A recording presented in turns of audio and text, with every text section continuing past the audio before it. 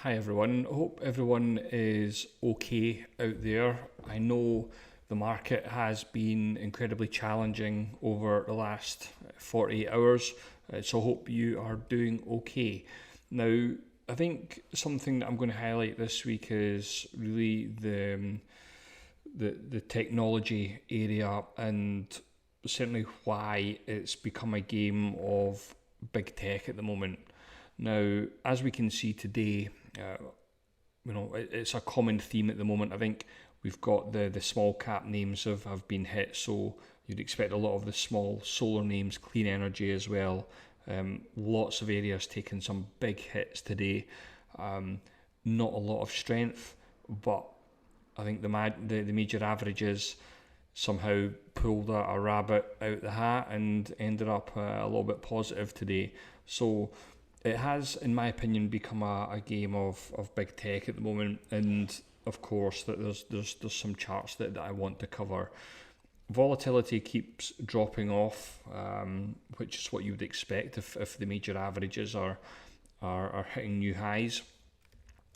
But I'm just wanting to elaborate on this chart. I've had a lot of private messages on it, and I suspect there's many of you out there that really aren't really getting what the chart is saying.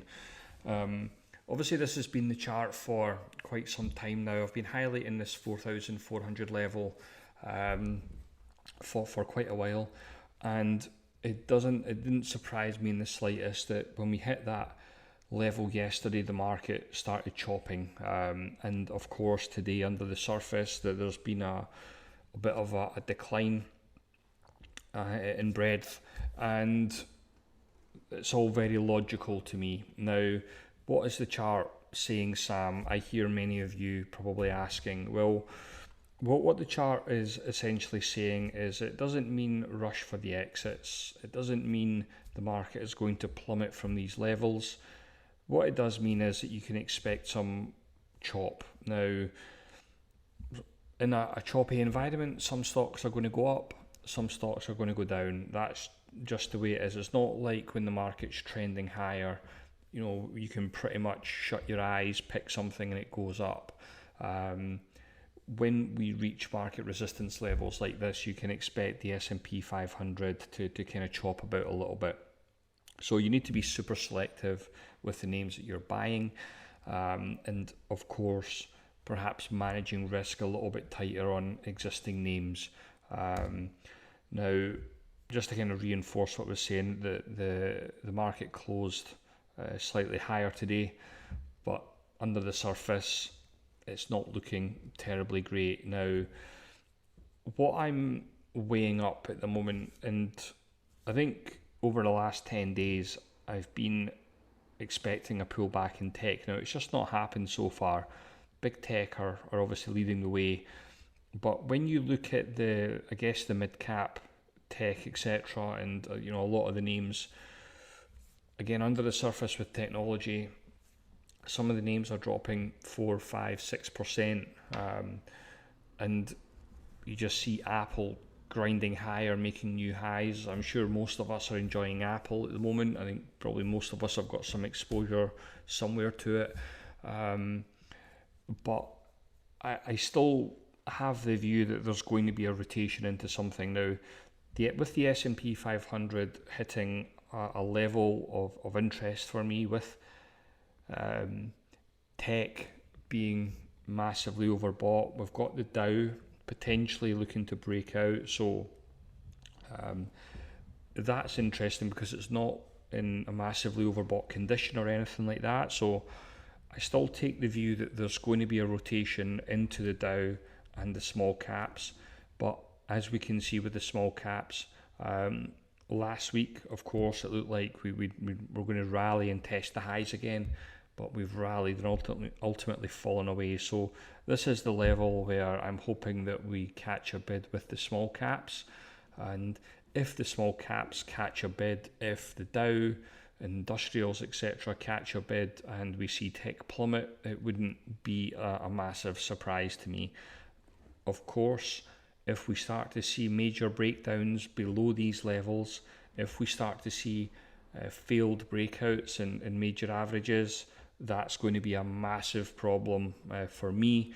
And I don't want to use the term corrective phase, but if we start to see breakdowns below these levels, it would not surprise me. So keep an eye on that. We've got the mid caps, of course, continuing to chop about sideways as they have done for the last few months.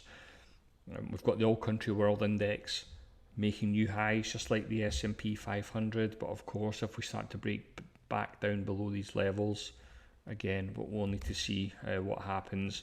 But the Russell 2000 Growth ETF, I posted this one to social media earlier on today, and it has closed below this trend line level. Now, that doesn't mean that the small cap growth is going to plummet. It could easily rebound in the next 24, 48 hours, but it's not a time, in my opinion, to be a hero with small cap growth. Now, of course, with the declines that we've seen in the last couple of days, that's obviously taken a hit to some open positions and alerts. I'll just quickly run through them. I think AR is continuing to hold up pretty well, as is Square at the moment. Yes, it's declined over the last couple of days, but broadly speaking, it's holding up okay. Same with Cloudflare. MGNI, however, is done. It closed and has just been, declining. I guess with under the surface tech names, small cap, mid cap status names, and it's just not done as expected. And the same with Zoom as well. Obviously, the thesis was if it breaks above the 200-day moving average, hopefully that'll be some sort of catalyst. But ultimately, with growth tech, it has fallen away, and it's just done. So that leads me on to T-Mobile. Obviously, the stronger names, I guess, have held up a lot better. So this may be actionable in the next couple of days, but I think it's going to come down to what happens with the broader market. Is the broader market going to rebound higher? Because at the end of the day, it is only a couple of, I guess, down days under the surface. So there's every chance the market could rebound, and obviously T-Mobile, with it being a component of XLC, which is making new highs, we could get that breakout. So I'll post the chart into the charting feed when I think it's actionable. Now, the other thing to say is I have 5 names, but I do not have a lot of conviction in anything at the moment. The simple reason for that is when we reach these levels in, I guess, the major averages, it really becomes a difficult exercise when we're talking about stock picking. To give you an idea, one of my main scans again this evening returned 15 names. Typically there's 1 to 200 names that I have to scroll through. When I'm only scrolling through 15, that tells me that there's something wrong under the surface. But these are names that are making new highs. So I think with Carrier Group, I covered this one a few months ago on this breakout of this base. It has been churning higher, and it could well break out above the significant round number $50. So keep an eye on a breakout above $50 for Carrier. We've got DocuSign pushing up against all-time highs. It's in a range at the moment, but if it can get a breakout above this range, then it could be quite interesting given sorry, that's old verbatim. Just delete that. So this has obviously been in a range dating back to July 2020. So it's been 12 months building this base. We know the saying by now: the bigger the base, the higher in space. So look for a breakout in DocuSign. Darden Restaurants. Again, very, very close to breaking out. I like it if it can get a breakout above 150. We've got Keysight Technologies, has broken out in the last couple of days. Somebody likes it, somebody's buying it. so that could be quite interesting. And we've got Waste Management Inc. I like it above 145, and it looks like it's building a bit of a base there.